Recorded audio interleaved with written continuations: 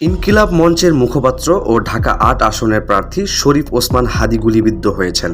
তাকে Dhaka medical college হসপিটালের ইমার্জেন্সিতে নেওয়া হয়েছে। তার সঙ্গে থাকা রাজনৈতিক সহকর্মীরা ঢাকা কলেজ হসপিটালের সামনে সাংবাদিকরা জানিয়েছেন, হাদীর জন্য বি নেগেটিভ রক্ত লাগবে। নির্বাচনী প্রচারণা চালানোর সময় মোটরসাইকেলের দুই ব্যক্তি এসে গুলি করে চলে যায়। ওসমান হাদীর মাথায় গুলিবিদ্ধ হয়েছে বলে জানিয়েছেন তারা। গত নভেম্বর মাসে দেশি বিদেশি 30টি নম্বর থেকে বিভিন্ন ধরনের হুমকি পেয়েছেন বলে জানিয়েছেন হাদী। 14 নভেম্বরে ফেসবুকের একটি পোস্টে তিনি জানিয়েছেন, তাকে হত্যা, তার বাড়িতে আগুন সহ তার মা, বোন ও স্ত্রীকে ধর্ষণের হুমকি দেওয়া হয়েছে। ইউএফটি ফার্স্টের সাথে ট্রেড করুন যে কোনো জায়গা থেকে।